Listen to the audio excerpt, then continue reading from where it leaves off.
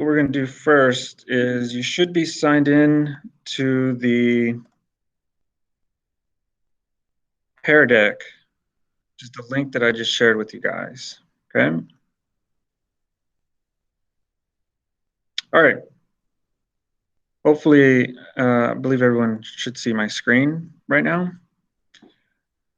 This is what we're going to work on today, which is developing an engaging idea effectively. Okay. I'm going to turn this off while we work through this. So, what does that mean? Well, it's going to be developing something, an argumentative statement, perhaps, something that you believe, and creating something from that, usually in a response through writing. So, this is what we're going to work on for this week's lesson. We're going to read a short informational text on the effects of COVID on the US economy. So, as we all know, COVID has affected many parts of our lives. But what we're going to focus on in this lesson is how it affected the economy in our country, right? What are we going to write about? Well, we're going to write a response throughout the lesson that compares how COVID reshaped or affected different parts of the world.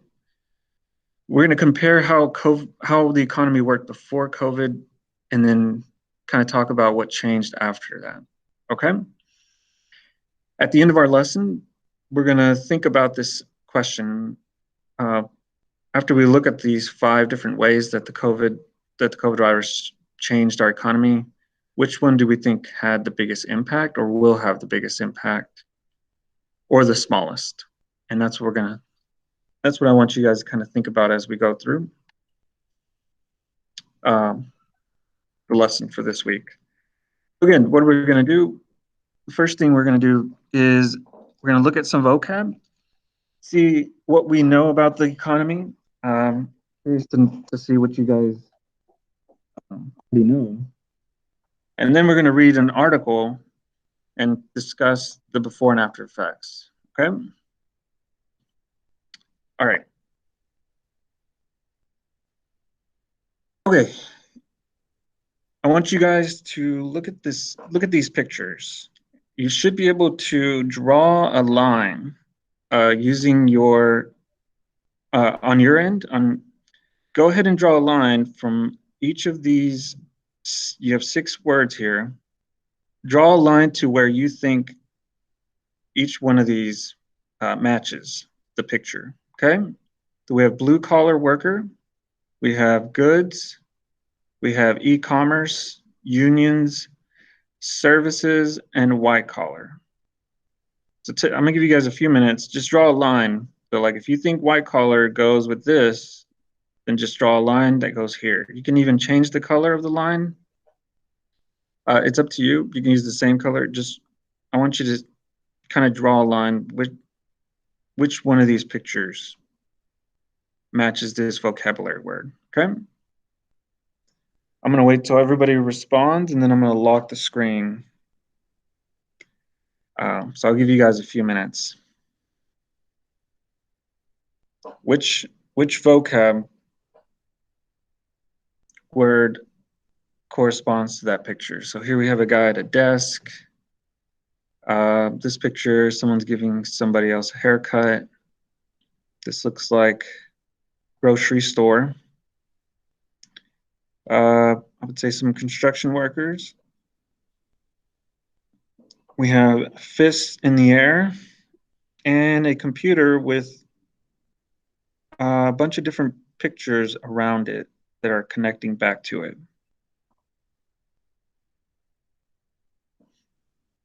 I'll give you guys about 30 seconds to respond, and then I'm going to lock the answers.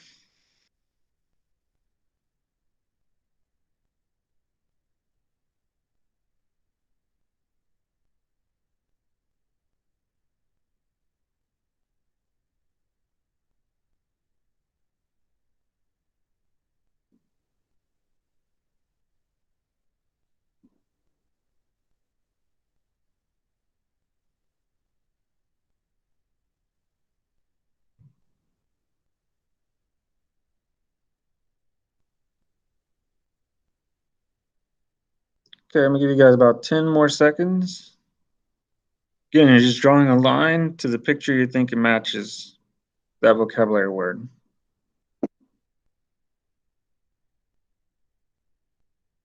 Okay, I'm gonna lock the screen and let's take a look at what some of us have. Okay, so this response, we have goods coming down here. Okay, that's good. Here we have white collar going up here. That's correct. Yes, white collar is, for those of you who don't know, it's jobs where people work in offices. And then we can kind of tell that this guy works in office from the background and the fact that he's wearing a suit. Services, we have a line drawn over here to the hair, guy getting his haircut. That's true. A haircut is a service, right? Something we provide. Unions, we have a line to the fist. That's also true. Unions are people who organize, who join together, right? E-commerce, we have that over here. That's also correct. E-commerce, if you look up in a dictionary, could be defined as work transactions conducted online. So that would also be true. And blue collar down here to the construction workers is also correct. Any blue collar job, what they would describe it is a job done by people who do manual labor, which these men do. Here we have, okay. All right, looks like everyone, this person also responded correctly. Yeah, good. This one as well.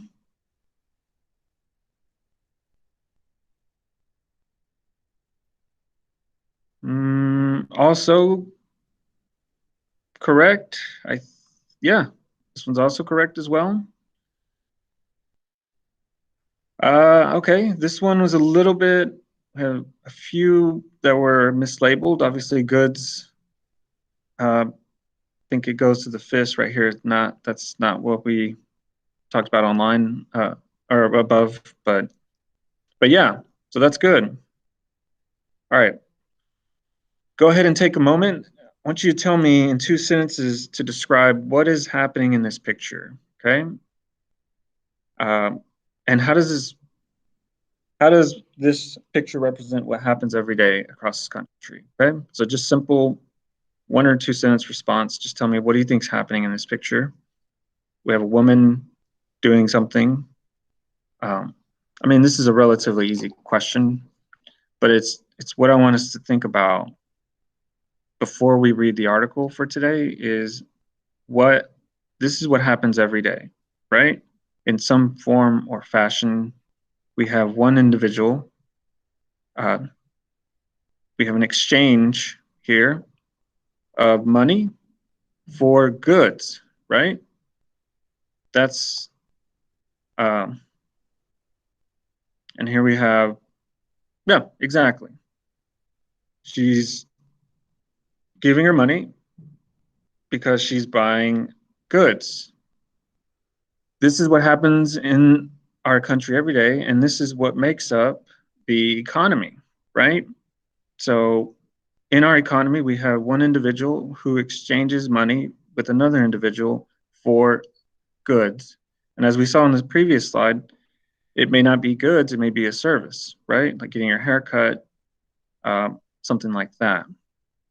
So if we move on to the next part, I took this off the internet. What is the economy, right? So the dictionary defines it as the way in which goods and services are made, sold, and used in a country. So we have this circular flow. We have money here. Money goes to the consumer, which is us, right? We buy things, we eat things. We spend that money on goods and services. We go to the grocery store. That's output, right? We're outputting money. We're putting money back into the economy. Then that money is used to produce more goods and services. And it just kind of goes around and around, right? That's what the economy is. So for this lesson, we're going to talk about how COVID affected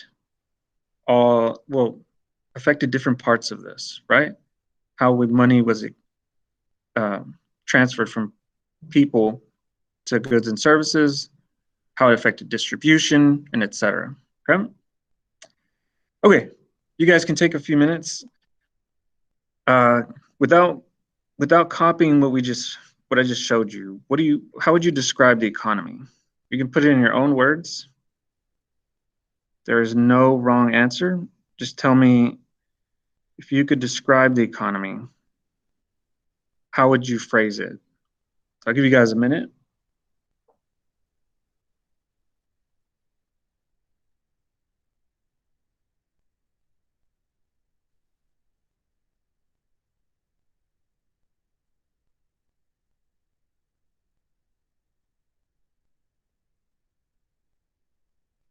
Again, there's no wrong answer. Just tell me how you would describe the economy to someone else, okay?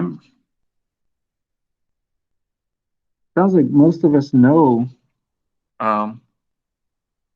different parts of it. I think from our vocabulary, everyone seems to know what goods and services are, the different type of workers that exist in our economy. So it sounds like we're all familiar with it, at least parts of it.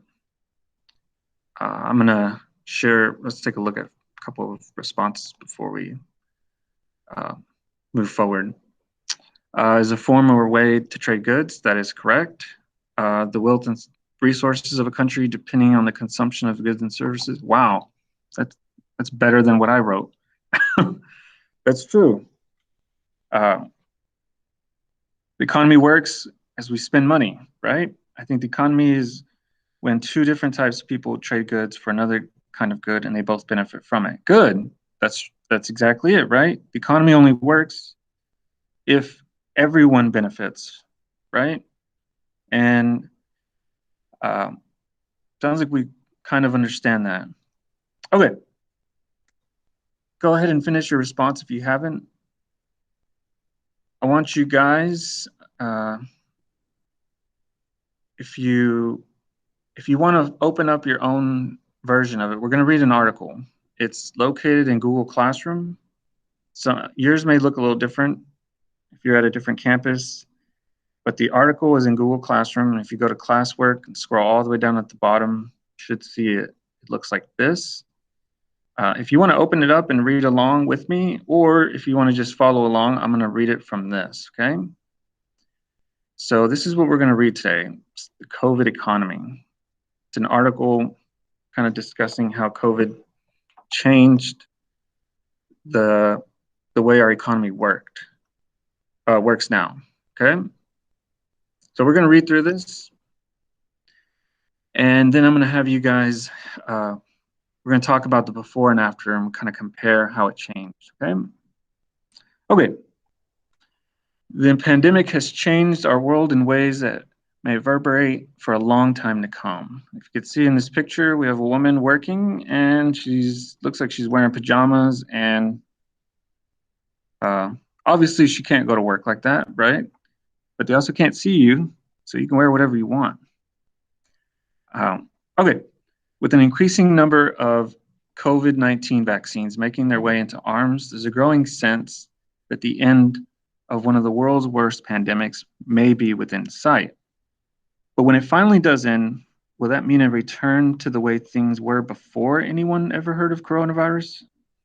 Experts are beginning to examine that question, and many are pointing to changes in the US economy that may far outlive the crisis we're in right now. Some of the changes could be painful, others could prove beneficial in the long run. We can be pretty confident the post-COVID economy will be different than the pre-COVID economy, says David Wessel, an economist at the Brookings Institution, a think tank in Washington, D.C., but it may surprise us. Here are 6 ways in which experts predict our economy may ultimately be reshaped by the COVID-19 pandemic.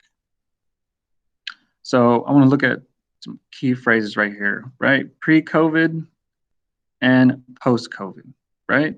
So post means after, right? It's prefix for after. So we're going to talk about how the economy after COVID compares to the one before we had this virus. So let's look at that. First one, how we work. This is definitely one that you and I both know because we're having class online, right? Otherwise, we would be in person. The pandemic has revolutionized the way Americans work. For decades, the accepted model for how white-collar workers did their job was that they gathered in offices where they could go to meetings and to the boss, and the boss could keep an eye on them. The pandemic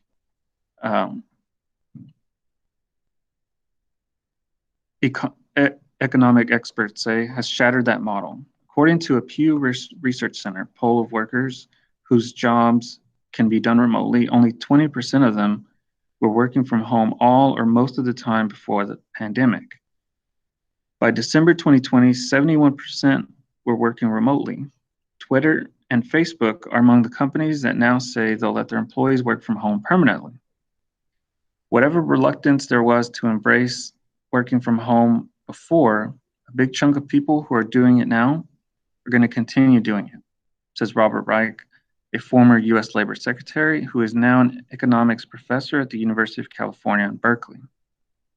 That has huge economic implications for downtown districts where buildings tend to be clustered and for commercial real estate. Companies will need less office space if a significant number of their employees are working from home. The coffee places where all those workers grabbed lattes, the delis where they got sandwiches, and the bars where they gathered after work will face new challenges if their regular customers are working from home instead. There are other possible ripple effects. Whistle predicts that we'll see a big decline in business travel. Having been forced to rely on Zoom for the past year, many companies have figured out that it's unnecessary and inefficient to fly employees across the country to attend a 3-hour meeting.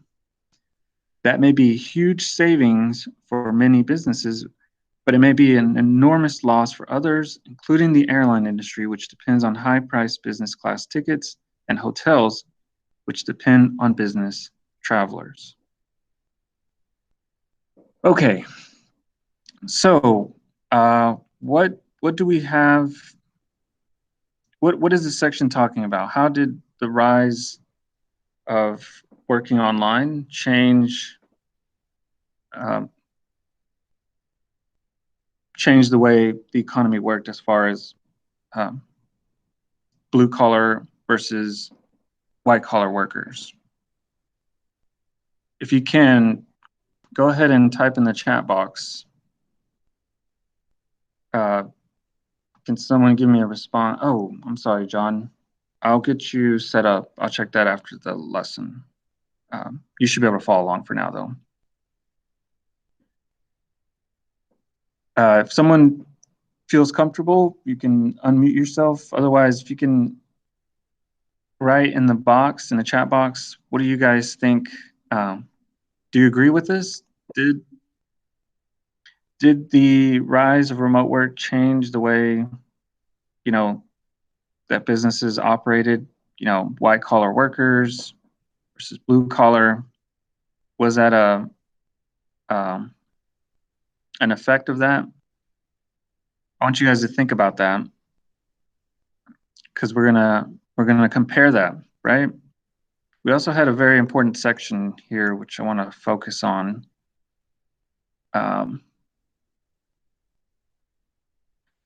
This part right here, that may be a huge savings for many businesses, but it will be an enormous loss for others.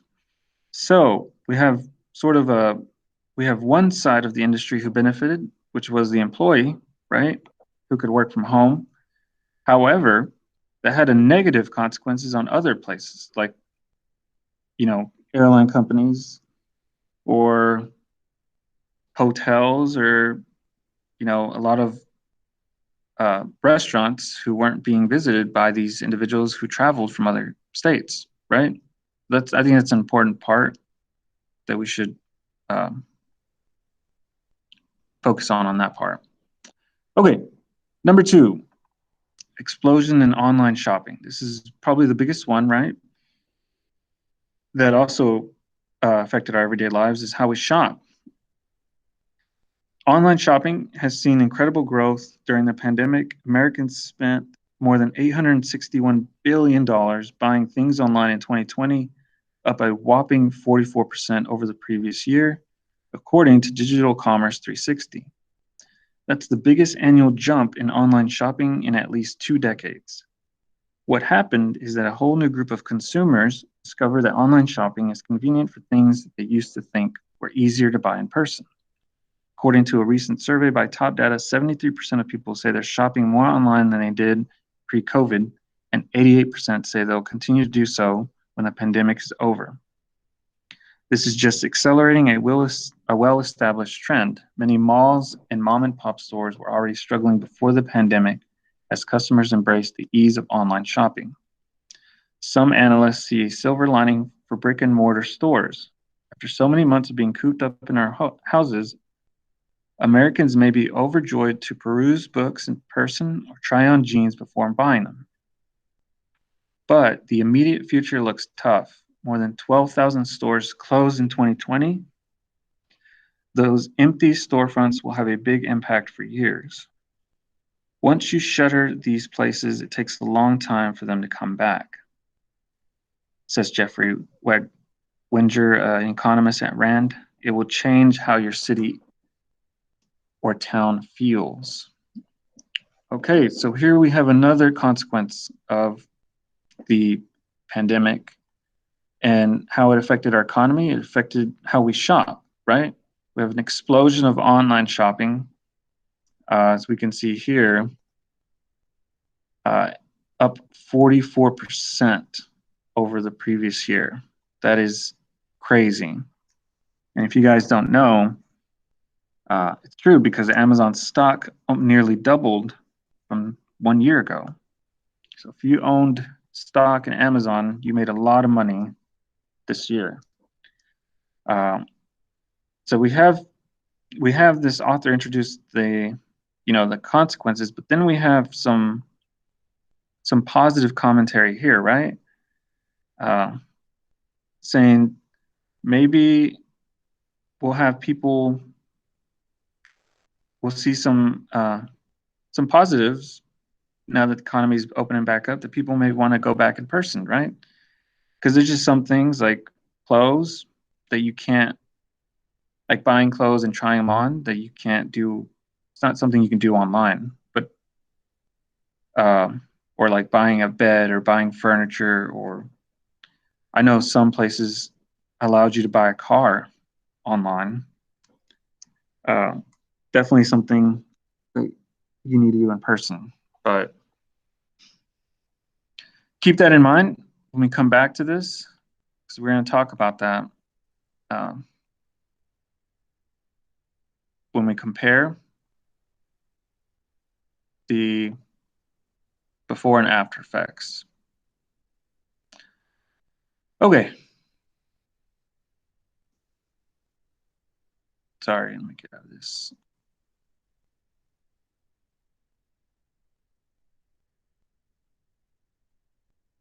All right, so number 3, the importance of essential workers. So this is another area that the virus affected our economy. These are the people who, do all the important things, right? And we have a picture here of a cashier. She would be considered an essential worker. All right, while many white-collar workers, if you guys remember, white-collar was those who work in an office, right? While many white-collar workers have been able to work from the safety of their homes during the pandemic, that wasn't possible for the huge chunk of workers who deliver our packages, bag our groceries, clean our hospitals, drive our buses, pick up our trash, and do hundreds of other essential jobs that keep our society functioning. There's been an outpouring of appreciation and support for essential workers, says Molly Kinder, who studies low-wage workers at the Brookings Institution. I think the word essential is such a positive one. It denotes that these workers have value, that we cannot exist without them. This newfound appreciation is starting to translate into increased support for raising the minimum wage. The federal minimum wage of $7.25 an hour hasn't increased since 2009, and there's been a big push in the past year to raise it gradually to $15 an hour by the year 2025. Surveys show that more Americans, about 7 out of 10, now support raising the minimum wage than before the pandemic. President Biden says he favors raising the minimum wage to $15 an hour, but many small businesses say they can't afford to pay their employees that much without cutting jobs, and many Republican lawmakers have opposed a mandatory increase. There's also been renewed interest in unionizing. Workplaces such as meatpacking plants have COVID super spreaders, and more workers are realizing that unions would enable them to band together and demand better protections. Amazon, for example, is facing the most serious unionization effort in its history from warehouse workers in Alabama. Amazon has argued that unions won't benefit their employees. Americans' growing support for low-wage workers has to do with our increased awareness of who these people are, Kinder says, and what their lives are like. A lot of them are people who are trying to raise a family, she says. So, this is go back to our vocab, right? One of our words was unions, right? Just like this, we have people uniting together.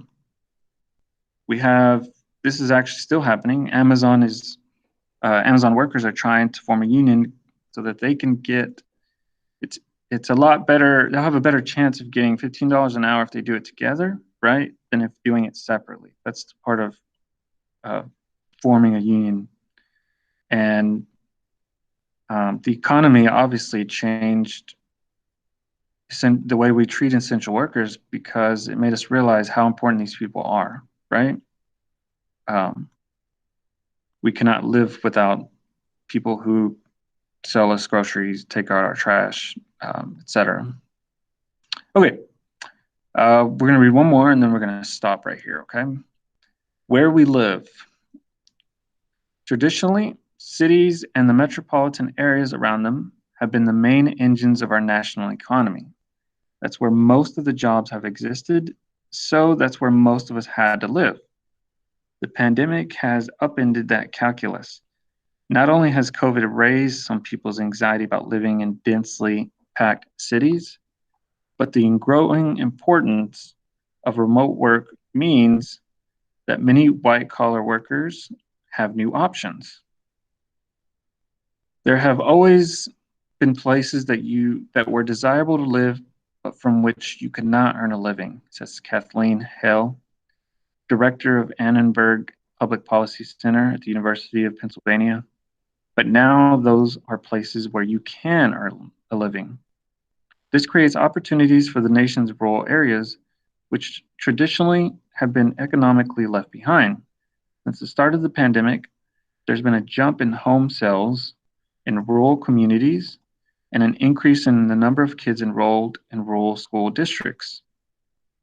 While this may open the door for new growth in rural America, economists insist that we shouldn't count cities out. Cities may look different in the future, but Richard Florida, professor of urban studies, predicts that the fear will subside and cities will come roaring back. The clustering of ideas and talent in cities, Florida says, is way more powerful force than the infectious diseases. Okay, so I highlighted a few things here. For those of you who may not be familiar, here we have again, we're talking about how it changed, how COVID changed where we live, right? Typically, people would move to the city because there's more jobs, right? Not only more jobs, but better paying jobs. And because of that, we would have people living in densely packed cities, right? That's densely means like a lot of. So we'd have tons of people living together in a small area. And But because we could work online now, thanks to COVID, you had many white collar jobs, which if we go back to our picture, someone who works in an office, they don't they no longer have to go into work physically, right? So this created opportunities for people to live in rural areas, which rural um, would be like living out in the country, right? Somewhere outside of the city. So you had people buying houses in the outskirts of a city because they no longer had to go into the actual uh, office building. So here we have the how COVID affected the economy and the way we live is you had more students going to rural schools, rural communities increased, they had a rise in population. Um, but here towards the end, we have the professor who predicts that eventually the fear is going to, subside, which means go away, lessen. That's what this word means. And these cities are going to continue to grow, and we're going to have people who are going to move back to the city, despite what how it's affected so far. Okay. All right. Okay. So we're going to stop right here with the reading. I'm going to let you guys complete this on your own. This one talks about how, for those of you who may not be aware, most or a lot of our products that we eat, buy, consume are not made in this country. They're made in different countries. For example, China. During the pandemic, we couldn't trade some of these goods and services, or we had a shortage. And some people believe that we need to start making stuff in America again, like we used to. Because what if we have another virus? That's what this section talks about. And this one talks about reform. So, what are we going to do to change the way that we operate in our economy so that this doesn't happen again, right? Because some of these are negative consequences. Like here, where we had businesses closing down, that was a negative consequence of this pandemic. Okay. So, does anybody have any questions? Okay, sorry, I had a response. Yes, there's no need to travel and companies save money. Yeah, exactly. People, if they're not traveling, they're also not spending money, right? So that's what I want you guys to think about. If you go back to your Google Classroom, if you want to reread the article or you want to look at it, just go down. You'll see something that has the article like this. You click on it and you guys should be able to read it all on your own. This is going to be the assignment for the week, okay? So let's take a look at this together. After reading the article for this week's lesson, please complete the following slides in this PowerPoint. Make sure you follow all the directions, okay? So let's take a look at this. This is how you guys will get credit for this week. What you're going to do is we're going to take a look at this graphic organizer on this slide, okay? Use this organizer to compare what life was like before the COVID-19 pandemic to what it might be like after, based on the information that we just read. Okay? So you guys are going to complete this. So here we have the first how we work, right? So if we were going to complete this now, how did we work? How did our economy operate before the pandemic? Can anyone respond either verbally or type in the answer? Like, what would you put? What would we put in that box? How did blue collar or white collar employees work before the economy, before the COVID-19 virus hit? Then you're going to compare to after, right? Well, one of the ways is we had um, more businesses, like uh, the article stated, hotels, right? Uh, we had more of those opportunities to work than we do after. I remember seeing that Disneyland, and if you don't remember, Disneyland, Disney World closed their parks for a long time, and they finally reopened them. And then when they did, they ended up cutting a lot of the jobs, and then some of the people were replaced by computers or screens to limit the number of individuals who would come in contact with each other. I mean, that's just one example, but that's kind of what you want to think about when you answer this. The next one, how we shop. This one is should be pretty easy, right? How did we shop before? And excuse me, how did we shop afterwards, right? How did the COVID-19 virus reshape that? Um, Gustavo, there was a less regulations and safety as to now. Yes, good job. You're absolutely right.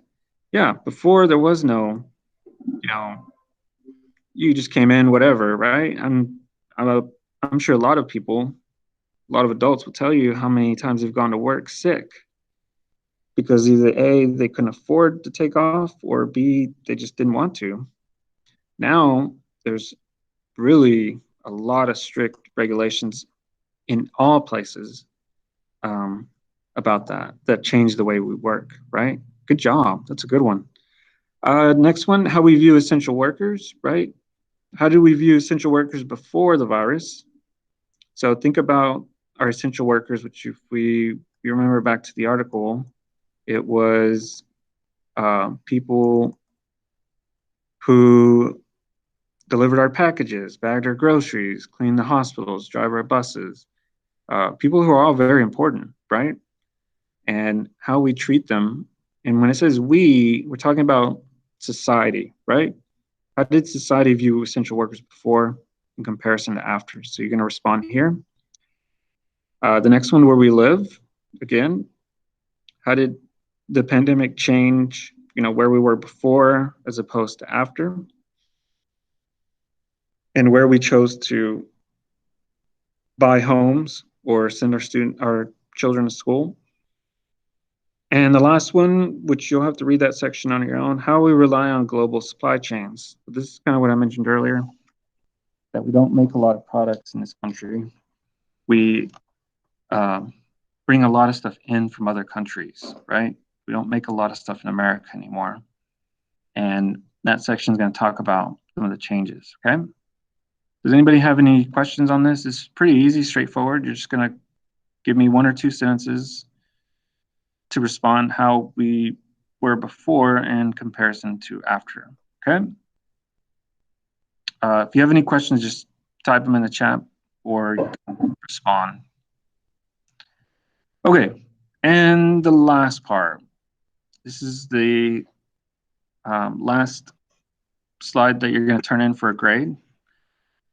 You're going to write a response. This is part of what we talked about at the beginning. This is developing your idea, right? Which of the 5 predictions for how COVID might reshape our economy do you think would have the biggest impact on everyday life? In other words, which of these 5 might change the way our economy has worked in the past and would also affect our daily lives the most in the future? Which one would have the smallest? So you're going to develop an idea and think about which of these 5 do you think is going to be changed the most? Or you can go the opposite and the least, right? And that's what you're going to respond to here, okay? So you're going to give me at least 2 paragraphs, at least 3 to 4 sentences each, and explain to me why you believe that specific one will change our economy the most or the least, okay? Pretty straightforward. Does anybody have any questions on this slide, this assignment? If you do, you can ask or you can type it in the chat box.